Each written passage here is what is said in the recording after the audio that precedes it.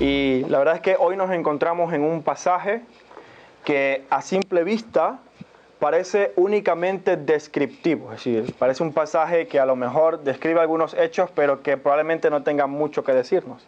Y la verdad es que en su naturaleza, en la naturaleza del pasaje es la descripción de eventos que ocurrieron en un momento determinado.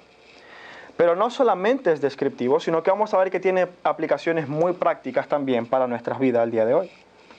Este es un pasaje que nos narra el inicio de algo maravilloso que el Señor vino a instaurar en esta tierra, que es su reinado por medio de la iglesia, de sus discípulos. Y la verdad es que este es un pasaje también que es un poco difícil, sobre todo porque el libro de Hechos, como tal, lo mencionábamos en la clase del Instituto Bíblico hace unas horas, es un libro narrativo en su naturaleza. Y en muchas ocasiones muchas personas creen que es un libro doctrinal, es decir, creen que todo lo que ocurrió en el libro de los Hechos tiene que ocurrir hoy día en la iglesia. Y eso no es una realidad. El libro de los Hechos es un libro que nos comenta eventos muy puntuales que ocurrieron al momento del Señor Jesús iniciar y establecer su iglesia. Pero que una vez establecida la iglesia, ya no es necesario repetir esos eventos. Esta semana leía, y me pareció la mejor explicación para poder entender este punto, que el libro de Hechos era como la boda. Una boda es un evento espectacular, es un evento grande donde se invita a muchas personas, se come mucha comida, la novia se viste de blanco, el hombre con un traje muy, muy elegante, y es un evento maravilloso. Y es un evento que da inicio ¿a qué cosa? Al matrimonio. Pero que una vez finalizada la boda y establecido y consumado el matrimonio, no hace falta repetir la boda cada año o cada mes para saber que ya el matrimonio existe. ¿Cierto? Lo mismo pasa con el libro de Hechos. En el libro de Hechos vemos eventos alucinantes, milagrosos, que es como esa boda, que da inicio a aquello que luego el Señor establecería que sería su iglesia, algo que sí perduraría. De modo que así como no repetimos nuestra boda todos los días, lo que vemos en el libro de Hechos son esos eventos que establecieron la iglesia, pero que posteriormente no se verían necesariamente igual que como las cosas que ocurren aquí. Lo que sí vamos a ver es que el libro de Hechos tiene un equilibrio entre cosas que describen esos eventos y cosas de las que sí podemos aplicar en nuestros días. Así que la iglesia ya no se reconoce necesariamente por esa misma, vistosidad milagrosa que vemos en Hechos, sino por el amor y el compromiso que caracteriza a los creyentes desde que fue establecida en adelante. Y eso es exactamente lo que vamos a ver el día de hoy. El pasaje en el que nos encontramos es un punto muy importante, porque es un punto previo al establecimiento oficial de la iglesia, que ocurre en el capítulo 2 con Pentecostés. Vamos a estar en Hechos, capítulo 1, versículos del 12 al 26. Y vamos a ver estas dos características en este pasaje. La característica descriptiva, pero también la que podemos aplicar a nuestras vidas el día de hoy. Y en este punto, hermanos y amigos que hoy nos visitan, es importante que sepamos de dónde venimos y hacia dónde vamos. Los discípulos vienen de ver al Señor Jesús resucitado, como lo vimos en el capítulo 1. Y era tan evidente que el versículo 3 lo describe como el Señor Jesús se le apareció con muchas pruebas indudables, indubitables, irrefutables de su resurrección. Es decir, el Señor se apareció a los discípulos y estuvo con ellos 40 días demostrando claramente que había resucitado. Eso es importante, porque previa al establecimiento de su iglesia, que debía testificar de Jesús, Él confirma y afirma los corazones de sus discípulos, retomando esa esperanza que ellos probablemente habían perdido cuando el Señor murió. De hecho, si usted compara los evangelios, el final de los evangelios y la actitud de los discípulos con lo que nos describe Hechos 1, vemos un contraste muy diferente. Nuestro hermano William leyó al principio de este culto en Lucas 24 cómo los discípulos estaban tristes, iban de camino de Emaús, muchos de ellos estaban confundidos. a tal punto que su tristeza e incredulidad no les permitió reconocer a Cristo cuando se les apareció. Pero al final vemos que ellos estaban gozosos porque ya habían visto que el Señor verdaderamente vivía. Y de ahí venimos. El Señor afirmó sus corazones en la esperanza de su resurrección, pero también afirmó sus mentes. Dice en Hechos capítulo 1, versículo 4, que Él estuvo 40 días con ellos enseñándoles acerca del reino de Dios. De modo que Cristo afirmó su corazón y su esperanza, pero también instruyó sus mentes acerca de lo que iba a ser su reino establecido por medio de su iglesia. Y esto es importante porque luego de pasar esos 40 días, los discípulos le preguntan al Señor todavía si este era el momento en el que iba a establecer su reino. Y el Señor le dice, no os toca a vosotros saber eso, pero vais a recibir poder y me seréis testigos. Y ese es un versículo clave que debemos tomar para poder interpretar el pasaje de hoy. Ahora, ¿hacia dónde vamos? Vamos hacia el capítulo 2, donde el Señor va a cumplir su promesa del Antiguo Testamento de derramar su espíritu sobre su pueblo, de dar poder a su pueblo para que puedan testificar de su resurrección. Y justo en medio encontramos Hechos capítulo 1, versículos del 12 al 26.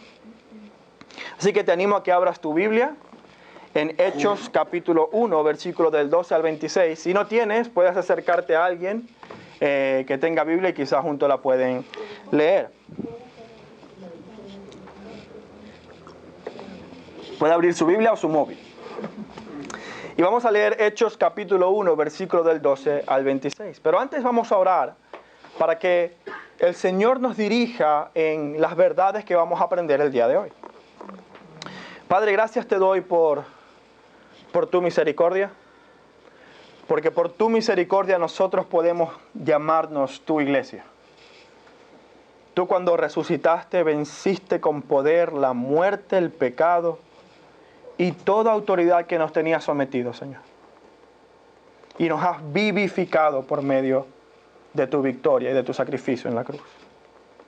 Y ahora, Señor, así como los discípulos testificaron de tu resurrección, y nosotros creemos gracias a ese testimonio, ayuda a que como iglesia podamos testificar de lo que tú has hecho en nuestras vidas, de la resurrección que tú has obrado en nosotros.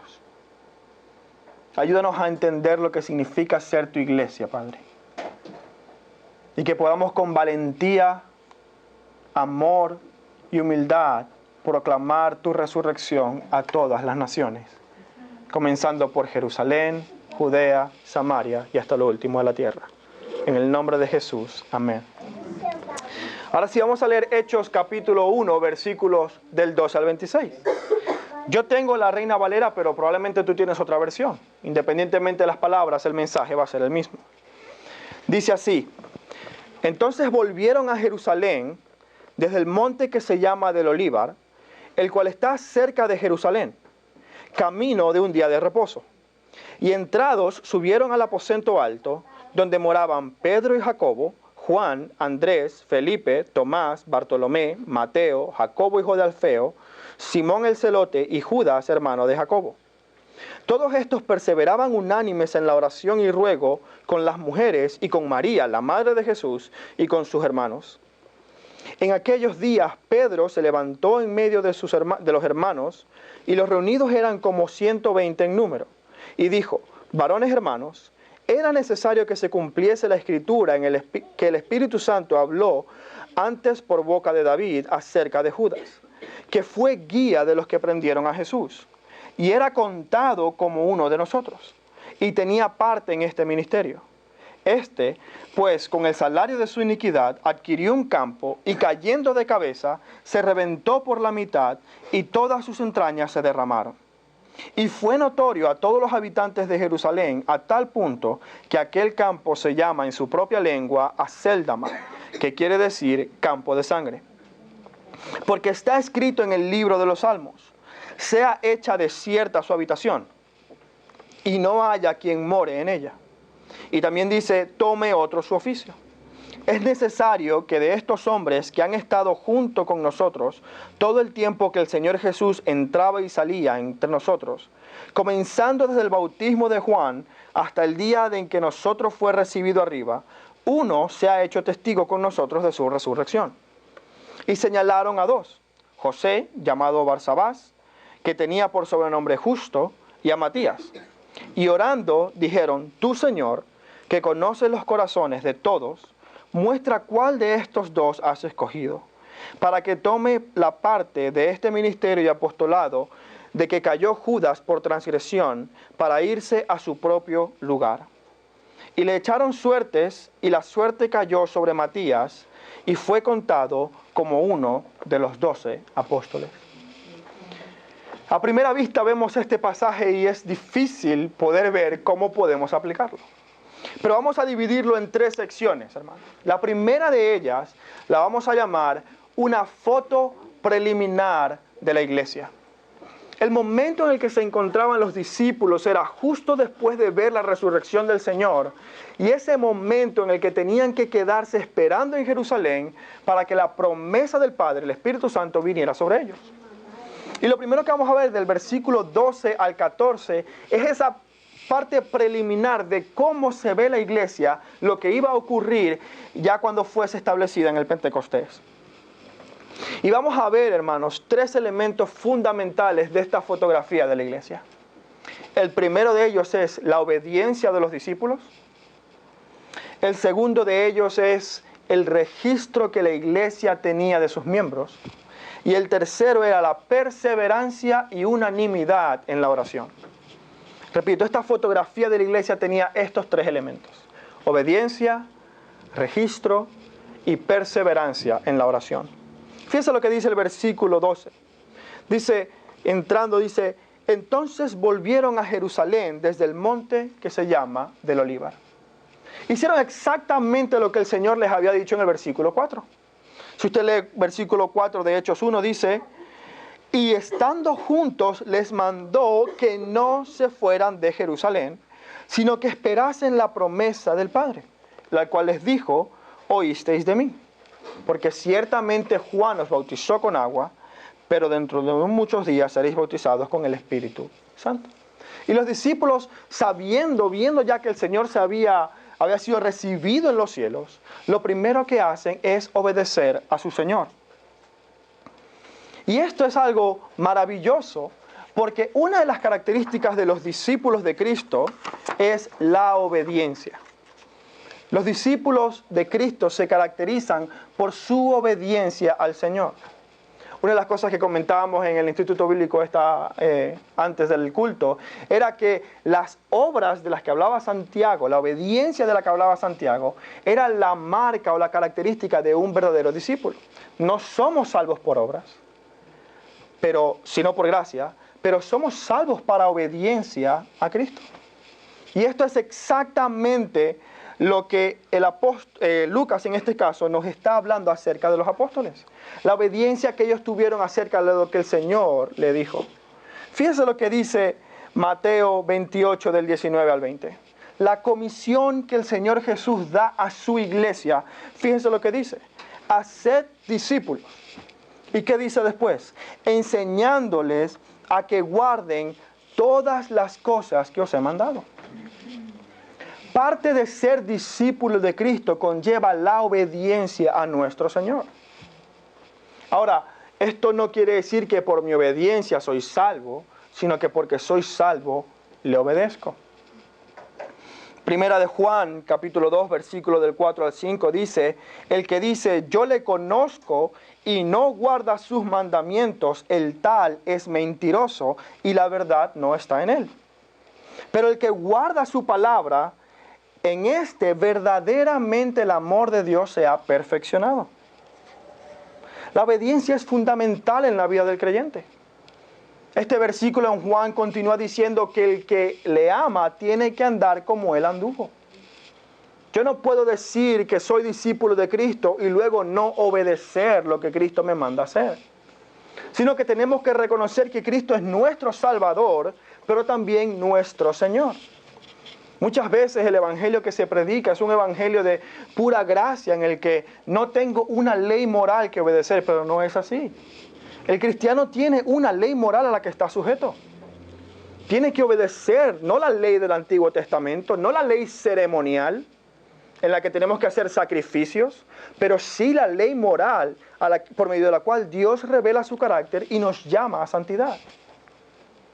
De modo que en esta foto preliminar de lo que iba a ser la iglesia, una característica fundamental era la obediencia de los discípulos. Y si nosotros somos iglesia del Señor, debemos ser caracterizados por la misma obediencia en absolutamente todo. Ahora, esto tiene muchas implicaciones, hermano. Porque en muchas ocasiones nos va a tocar exhortarnos unos a otros a la obediencia a Cristo. Y esto va a tomar muchas formas y muchas maneras de hacerlo.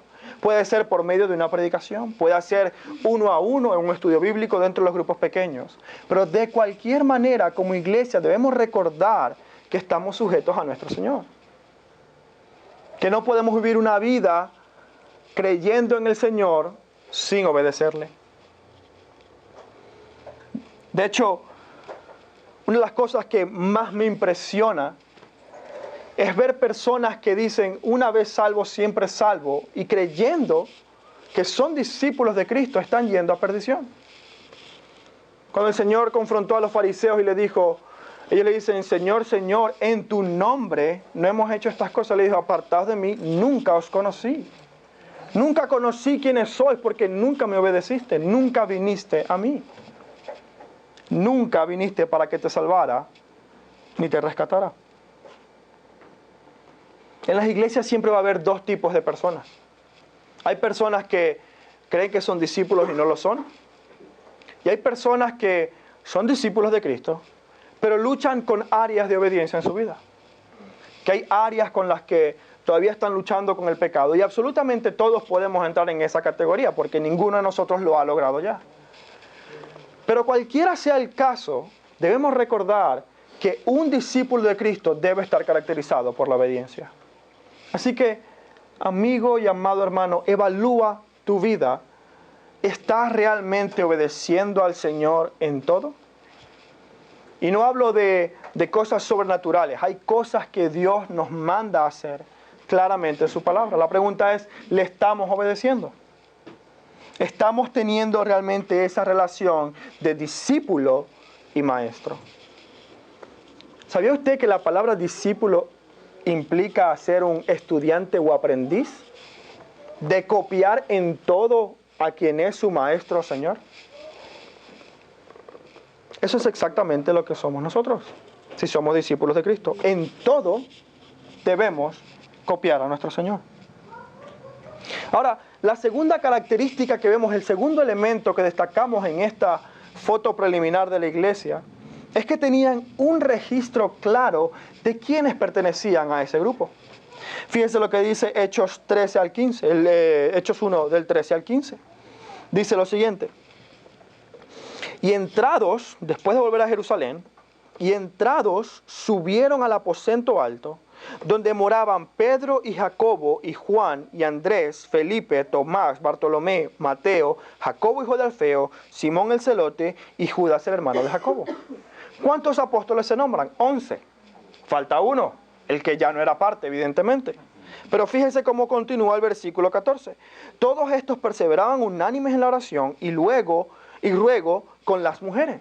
Ahora, el nombre o el título, las mujeres, no quiere decir que estas mujeres no se identificaban. No, eran claramente identificables. Cuando en el texto bíblico se refiere a las mujeres que estaban con los discípulos, se refiere a Salomé, a María Magdalena, a Marta y María, las hermanas de Lázaro, a María la madre de Jesús y muchas otras mujeres que tuvieron siempre junto a Jesús en su ministerio. De modo que decir las mujeres no era que no sabían quiénes eran. Eran discípulas de Jesús claramente identificables. De hecho, tan identificables que luego dice, y María la madre de Jesús. Porque habla de las mujeres a quienes están reconociendo, pero también a María, la madre de Jesús, y a sus hermanos de carne de Jesús. Ahora, en estos días me comentó alguien que pensaba que Jesús no tenía hermanos en el sentido terrenal. Pero claramente la Biblia afirma que Jesús sí tuvo hermanos físicos. También lo vemos en el Evangelio de Juan, cuando Él está enseñando y le dicen, tu madre y tus hermanos te quieren ver. Claramente se refería a la familia física, a la familia terrenal de Jesús. De hecho, el hecho de que Lucas mencione primero a su madre y luego a sus hermanos hace esa implicación. Se refiere a los hermanos de sangre de Cristo. Y luego fíjese lo que dice al final del versículo 15. Cuando Pedro se levanta y toma la palabra, dice, y el número de los reunidos era como de 120. Ahora, ¿qué quiero decir con todo esto? Algo importante en la iglesia del Nuevo Testamento era que conocían quiénes pertenecían a la iglesia. Nosotros en esta iglesia creemos que la membresía, ser parte de una iglesia, es algo completamente bíblico, algo que debe mantenerse en las iglesias. Ahora, no hay un pasaje en el Nuevo Testamento cuyo punto principal sea la membresía. No hay un pasaje en el que se enseñe que la membresía tiene que darse, pero hay marcas, no solamente en Hechos, sino en el resto de las cartas del Nuevo Testamento, en el que se evidencia un registro claro de quiénes son las personas que pertenecen a la iglesia. Mire las cartas de Pablo. Al final de las cartas de Pablo siempre hay una salutación, un saludo. ¿A quiénes?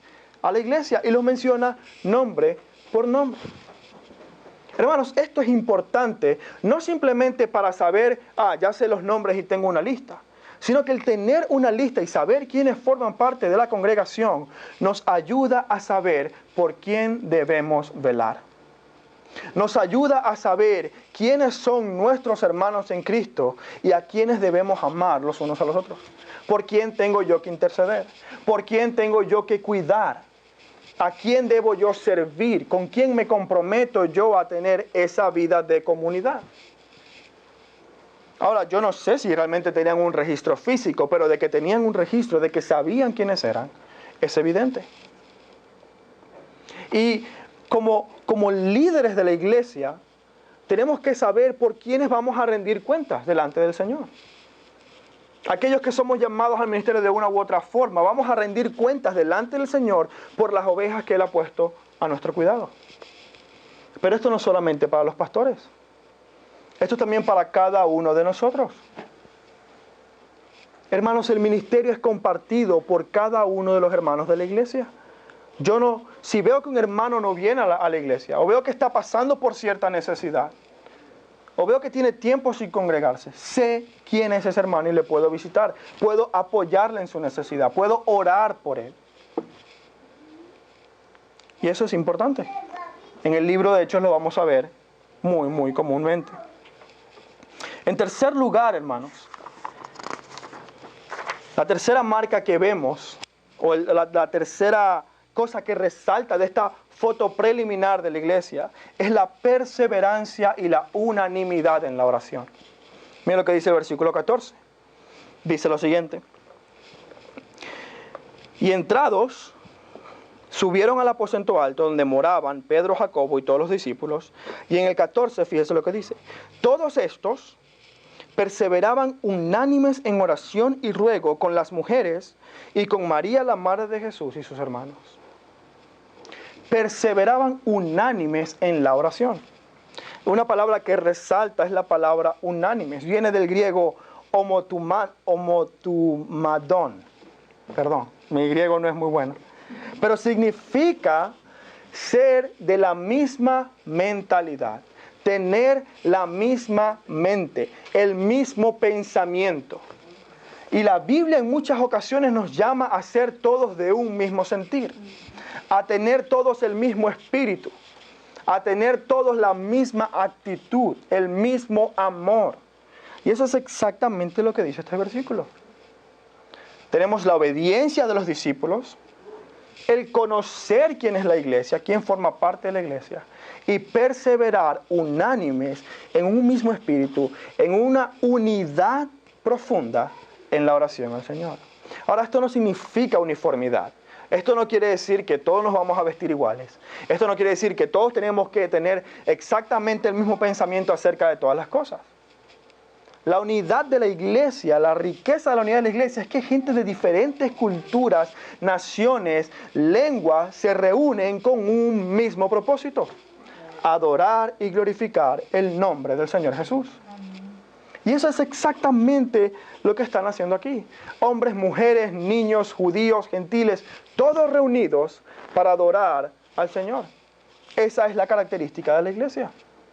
Y es una realidad lo que vemos ahora. ¿Cuántas nacionalidades no tenemos acá? ¿Cuántas personas con tantas diferencias de edad, de cultura, de conocimiento tenemos acá? Pero todos tenemos un mismo sentir. La segunda cosa que nos llama la atención de este pasaje es la oración. Perseverar, mantenernos, continuar, no dejar de hacerlo. Yo no sé si usted ha visto, pero de un tiempo para acá hemos implementado algunas cosas en nuestro culto del domingo. Y hemos, con mucha intención, implementado momentos de oración en la que como iglesia venimos delante del Señor para pedir una cosa. Tenemos la oración por la expansión del Evangelio. Tenemos oración al inicio del culto, donde como iglesia venimos a declarar que venimos a adorar al Señor. Y tenemos la oración de confesión, justo antes de la predicación. Todas estas cosas, hermanos, son intencionales. Las hemos hecho con un solo propósito: que como iglesia reconozcamos cuál es el propósito del Señor por medio de nosotros. Predicar su Evangelio y reconocer que ante nuestro pecado no tenemos ningún tipo de ayuda salvo Cristo Jesús. Y eso es completamente intencional. ¿Sabe por qué? Porque cuando Pablo escribe sus cartas, ¿las escribe a quién? A la iglesia. No la escribe a un individuo. Hay una sola carta escrita a un individuo por Pablo y es la de Filemón. Pero el resto de las cartas es escrita ¿a quién? A la iglesia. Hermanos, y la iglesia no soy yo. La iglesia somos todos. Yo individualmente no soy la iglesia. Yo, con ustedes, somos la iglesia si estamos en Cristo. De modo que cuando hablamos de iglesia, muchas personas creen que somos cristianos solitarios en la que yo oro con el Señor y es mi relación con el Señor. Pero no es lo que vemos en el Nuevo Testamento. Si hay una parte individual, evidentemente la salvación es individual. Yo tengo mi relación personal con Cristo, Él es mi Salvador personal. Pero cuando me salva, formo parte de su pueblo. Y pertenezco a ese grupo de personas que ahora son la iglesia. Entonces, como iglesia, hermanos, estamos llamados a perseverar unánimes en la oración. De hecho, déjenme compartir algunos pasajes con usted. Fíjense lo que dice Efesios 6:18. Dice, Pablo hablando a la iglesia. Le dice, con toda oración y súplica, orad en todo tiempo en el Espíritu, y así velad con toda perseverancia y súplica por todos los santos. Es una intercesión de cuerpo de Cristo. Tesalonicenses 5:17, 18 dice, orad sin cesar. Pablo hablando a los creyentes, no a una persona. Y tenemos muchísimos más ejemplos. Romanos 12:2, Filipenses 4:6, Colosenses 4:12 y muchos más. Pablo exhortándonos a perseverar unánimes, juntos como cuerpo, en la oración. Ahora, ¿por qué oramos? Oramos evidentemente por necesidades específicas. Sí, por trabajo, por situación migratoria, por enfermedad, por cualquier otra preocupación, como dice Filipenses 4:6. Por nada estéis afanosos. Pero también oramos, hermanos, por aquello que el Señor vino a hacer. Por la misión y propósito de Cristo en la tierra. Él vino a instalar su reino y en los evangelios vemos al Señor Jesús haciendo eso. Pero luego en el libro de Hechos, como bien decía nuestro pastor el domingo pasado, Jesús continúa haciendo exactamente lo mismo por medio ahora de sus discípulos. Y como iglesia tenemos que reunirnos para orar por el establecimiento del reino de Dios en la tierra, que no tiene nada que ver con un establecimiento político o una organización grande que va a reinar. Tiene que ver con vidas transformadas que comienzan a vivir en obediencia a su Señor.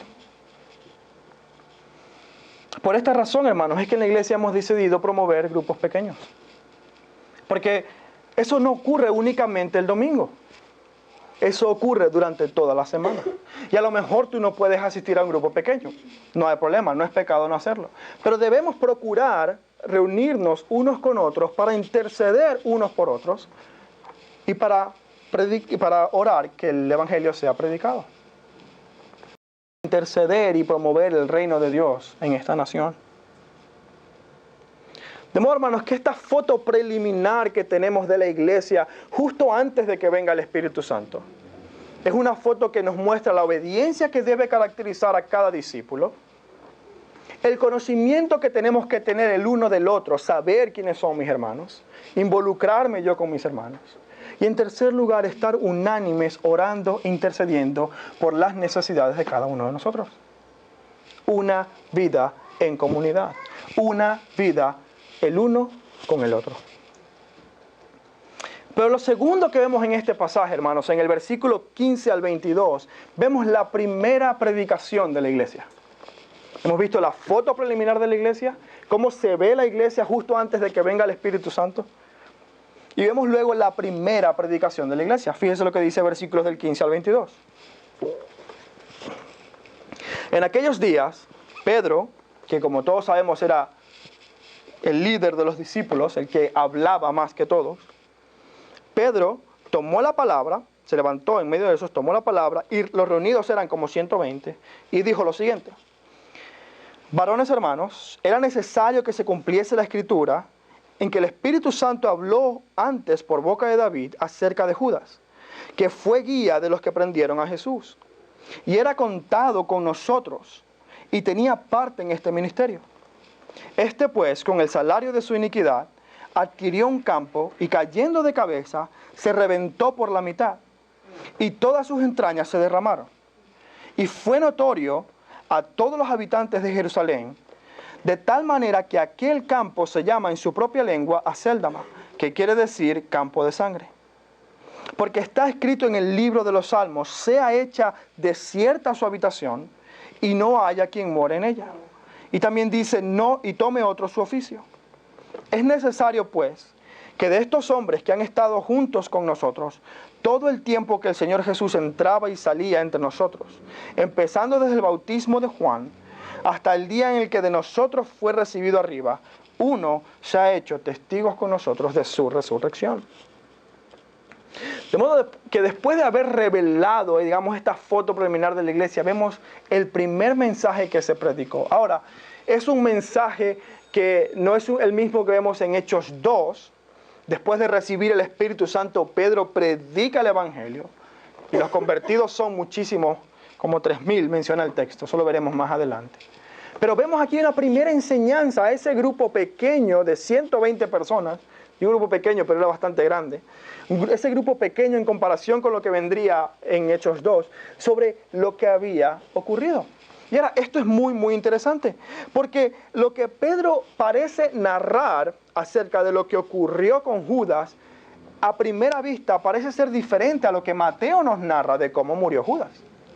De hecho, quiero que me acompañen en sus Biblias a Mateo 27, del 3 al 8, porque a primera vista parece que la muerte de Judas, narrada por Pedro, parece más una película de Quentin Tarantino.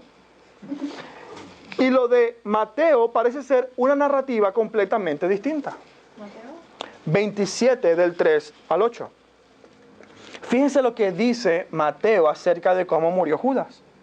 Entonces Judas, el que le había entregado a Jesús, viendo que era condenado, devolvió arrepentido las 30 piezas de plata a los principales sacerdotes y a los ancianos, diciendo: yo he pecado entregando sangre inocente. Mas ellos dijeron: ¿qué nos importa a nosotros? Allá tú. Y arrojando las piezas de plata en el templo, salió y fue y se ahorcó. Los principales sacerdotes, tomando las piezas de plata, dijeron: oh, no es lícito echarlas en el tesoro de la ofrenda, porque es precio de sangre. Y después de consultar, compraron con ellas el campo del alfarero para sepultura de los extranjeros. Y mire esto, por el cual aquel campo se llama hasta el día de hoy campo de sangre. Ahora, parecen ser relatos distintos, pero lo que está ocurriendo aquí es que lo que Pedro nos está narrando es la misma historia con un énfasis diferente. Mateo nos narra los acontecimientos y Pedro enfatiza la figura de Judas y las consecuencias de lo que Judas vivió por culpa de su transgresión. Es exactamente la misma historia, pero con un énfasis diferente. De hecho, el motivo por el cual Pedro dice que Judas fue quien compró el terreno es porque fue comprado con el dinero de sangre, con el dinero que fue pagado a Judas, con el dinero que le pertenecía a él. De manera indirecta, lo que Pedro nos está diciendo, ese dinero, ese campo se compró con el dinero de la iniquidad de Judas. Porque no podían echarlo al tesoro del templo. Qué santos eran los fariseos, ¿no? Y ahora, la descripción de su muerte, cayó de cabeza y se partió a la mitad, es imposible. La mejor explicación que encontramos para eso es que Judas, después de ahorcarse, probablemente la rama en la que se ahorcó se quebró por el peso del cuerpo muerto. De hecho, no puede caer y romperse a la mitad a menos que esté colgando de una altura suficientemente alta, por así decirlo, para que caiga y se rompa a la mitad un cuerpo. De modo que lo que está ocurriendo aquí es que estamos viendo historias complementarias en lo que ocurrió después de que Judas se ahorcó. Ahora, el apóstol Pedro no está simplemente narrando lo que vio. Esto es el primer sermón, es la primera enseñanza, porque no está hablando Pedro únicamente de su experiencia. Él no está simplemente contando lo que él ha visto, lo que ha escuchado, sino que se apoya en la Escritura para hablar acerca de lo que le ocurrió a Judas. Pedro cita el Salmo 109, 8 y el Salmo 69, 25. Fíjese lo que dice, versículo 20. Porque está escrito en el libro de los Salmos, sea hecha desierta su habitación y no haya quien more en ella. Hablando de la muerte, de la destrucción completa de Judas.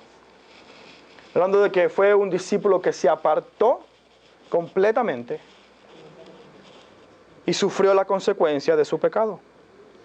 Y luego dice, y tome otro su oficio. Ahora, quiero que prestemos especial atención a lo que Pedro dice de Judas al final. Fíjese lo que dice, versículo 25. Después de orar por Matías y por el Barsabás, dice lo siguiente: para que tome la parte de este ministerio y apostolado, de la que cayó Judas por transgresión, y escuche esta frase, es súper importante, para irse a su propio lugar, para irse al lugar al que pertenecía.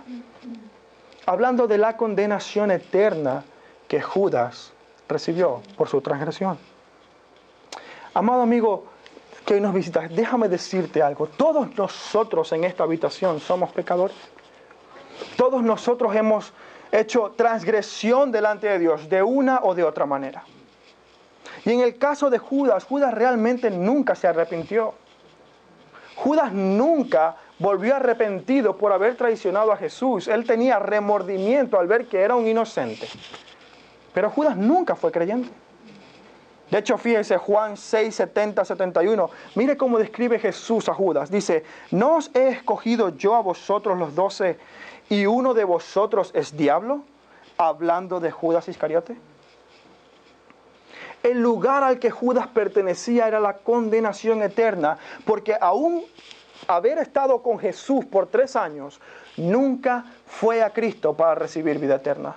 Solo estaba interesado en el dinero. Solo estaba interesado en los beneficios que podía sacar si Jesús instauraba un gobierno judío. Pero nosotros no somos muy diferentes de Judas. Porque de alguna u otra manera hemos transgredido la ley del Señor. De alguna u otra manera hemos rechazado al Señor. Hemos sido rebeldes, le hemos traicionado. Y a menos que vengamos a Cristo arrepentidos, hermanos, no vamos a recibir vida eterna. Amigo, yo te animo a que si tú no has hecho todavía no te has arrepentido, no has confesado que Cristo es el Señor y Salvador de tu vida, no has puesto tu esperanza en Él, te animo a que lo hagas el día de hoy. Porque de lo contrario, todos aquellos que no estén en Cristo, al final de sus días, irán a su propio lugar, al lugar donde solo hay juicio y condenación eterna. De modo que lo que vemos acá es el apóstol Pedro resaltando la necesidad de reemplazar a aquel que abandonó por completo el oficio que le había sido dado. Y esta es una exhortación bíblica. Pedro no está simplemente hablando de lo que él cree que debe ocurrir. Él está hablando de lo que la Biblia dice. Tiene su pasaje bíblico para sustentarlo. Fíjese lo que dice el siguiente versículo. Y tome otro su oficio. Salmo 69, 25. De modo que lo que está haciendo ahora mismo Pedro es construyendo la base bíblica sobre la que la iglesia se va a sostener. El fundamento de todo no es lo que Pedro creía, es lo que la Escritura dice. Pedro demuestra que la traición de Judas era parte del plan de Dios, era parte de la Escritura. Fíjense que dice, tenía que cumplirse lo que el Espíritu Santo había hablado por medio de la boca de David acerca de Judas. Eso quiere decir que Dios es completamente soberano. Ahora, quiero aclarar algo. Dios no hizo que Judas pecara. Dios no hizo que Judas traicionara a Jesús. No. Dios en su soberanía y poder usó la traición de Judas para cumplir su propósito. Dios usó la rebelión del ser humano para cumplir su propósito. Él no la comenzó. Él no hizo que ocurriera, pero es soberano y poderoso. Y puede hacer que aún los rebeldes, rechazándole, cumplan o trabajen para sus propósitos. Esa es la soberanía de nuestro Dios. Una soberanía en la que podemos confiar, porque es un poder que no se frustra por decisiones humanas. Es una victoria que no se va a ver detenida por la oposición humana, sino que podemos confiar que nuestro Salvador vive y reina, porque absolutamente nada ni nadie puede evitar someterse a su voluntad. Ese es el Cristo en el que creemos. Ese es el Cristo resucitado al que vamos a proclamar. La tercera cosa que vemos, hermanos, hemos visto cómo se ve la iglesia. El primer mensaje que Pedro predica en la iglesia. Y luego vemos la preparación de la iglesia para testificar. Habían recibido en el versículo 8 de su Señor la promesa de que el Espíritu Santo vendría y les daría poder, ¿para qué? Para que fuesen sus testigos. Pedro, basado en la Biblia, dice, es cierto, pero tenemos que cumplir y obedecer la Escritura si es que queremos testificar de Cristo. Y fíjese lo que dice, versículos del 23 al 26. Y señalaron a dos, a José, llamados Barsabás, que tenía por sobrenombre Justo, y a Matías. Y orando dijeron, tú, Señor, que conoces los corazones de todos, muestra cuál de estos dos has escogido para que tomen la parte de este ministerio y apostolado del cual Judas cayó por su transgresión, para irse a su propio lugar. Y le echaron suertes, y la suerte cayó sobre Matías, y fue contado como uno de los 11.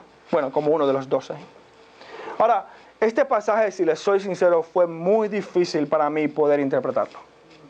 Porque hay muchas opiniones acerca de este pasaje. Hay quienes creen que Matías realmente no fue elegido del Señor y que Pedro cometió un error al hacer esto. Y hay otros que creen que sí. Hay quienes dicen que el verdadero sustituto de Judas fue Pablo y que por eso no escuchamos nada acerca de Matías después de esta mención. Pero después de estudiar este pasaje, hermanos, creo que mi previo pensamiento sobre este pasaje ha cambiado por dos razones. El primer argumento de que de quien más escuchamos es de Pablo y no de Matías, no creo que sea un argumento válido para decir que Matías no fue el escogido del Señor. Tampoco escuchamos nada en Hechos acerca de Bartolomé, por ejemplo, o de Judas, hermano de Jacobo, o de Simón el Celote.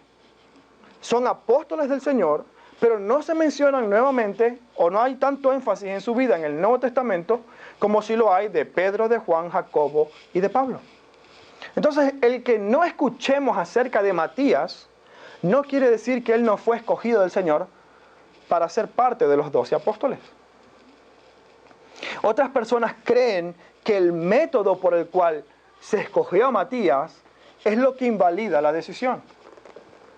Pero permítame llevarle un momento a Levíticos, no sé si lo tengo por acá. Levítico 16:8. Fíjense, el Señor hablando a Aarón acerca de cómo escoger el cordero para el sacrificio para el perdón de los pecados. Levítico 16, número 8. Fíjense lo que dice.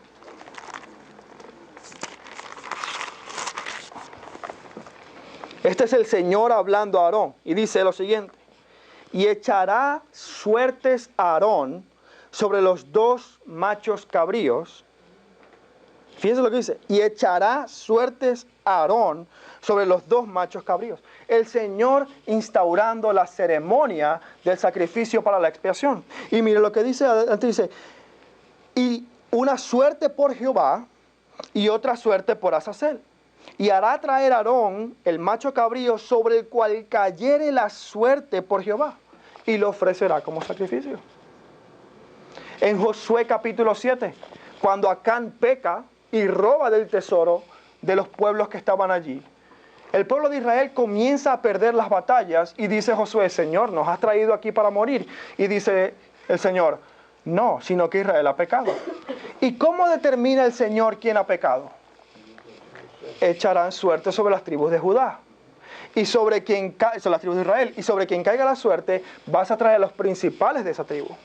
Y sobre quien caiga la suerte, vas a traer a la familia que representa esa tribu. Y sobre quien caiga esa suerte, vas a traer al miembro de esa familia. El método que el Señor había establecido en el Antiguo Testamento, porque su espíritu no había descendido como lo tenemos ahora los creyentes, para determinar su voluntad, era la ley escrita, la ley dada por Dios, pero también un método del Antiguo Testamento era echar suertes para conocer la voluntad del Señor. Este es Dios mismo hablando y dando instrucciones a su pueblo. De modo que lo que Pedro está haciendo es completamente válido. Ora al Señor y dice: Señor, el método que tú nos has dado, porque tu espíritu no está todavía aquí, o al menos no está dentro nuestro, habitando en nosotros, y tu revelación no ha sido completada. Ahora, por esta razón vemos que Hechos es un libro descriptivo y no prescriptivo. No hay que venir a la iglesia con unos dados y decir: vale, ¿quién dice 6? Te lo ganaste. No, ya gracias a Dios no tenemos que hacer eso, porque tenemos el Espíritu Santo que nos da discernimiento y por sobre todo tenemos su palabra escrita que nos revela su voluntad de manera explícita. Pero en este momento histórico de la iglesia, lo único que tenían era este tipo de mandamientos o métodos. De modo que no creo que la no mención de Matías ni el método invalidaran la decisión de que Matías es el sustituto de Judas. De hecho, fíjese que los 2 requisitos que el apóstol Pedro da para un apóstol, Pablo no los cumple. Miren lo que dice: es necesario que de estos que han estado con nosotros desde el principio, desde el bautismo de Juan hasta la ascensión de Cristo al cielo, que alguien que haya estado presente en eso, es necesario que uno de ellos sea hecho testigo de su resurrección. De modo que al ver esta evidencia, hermanos, para mí, creo particularmente que Matías completamente es el sustituto de Judas. Ahora, ¿qué es lo importante de este pasaje realmente? ¿Lo importante es que sustituye a Judas? No. Lo importante es el motivo por el cual lo sustituye. Fíjense lo que dice Pedro. Pedro dice: para que uno de estos sea hecho testigo con nosotros de su resurrección. El motivo por el que van a sustituir a aquel que los abandonó era porque necesitaban testigos de la resurrección. No testigos de oídos o de segunda mano, sino testigos oculares. Ahora, el apóstol Pablo realmente es un apóstol, del Señor, pero es un apóstol, digamos, de un distinto orden. Es un apóstol para los gentiles. El apóstol Pablo fue escogido por el Señor, claramente, pero también lo fue Matías. Y lo fue porque para recibir al Espíritu Santo, esto es descriptivo, hermanos. La iglesia tenía que tener a los 12 apóstoles escogidos por el Señor para que testificaran de su resurrección, para que proclamaran lo que habían visto. Y repito, esto es algo completamente descriptivo en esta parte de la historia. Pero hay algo que podemos aprender de ello. El llamado que nos hace este pasaje a nosotros, primero es a confesar que Cristo ha resucitado.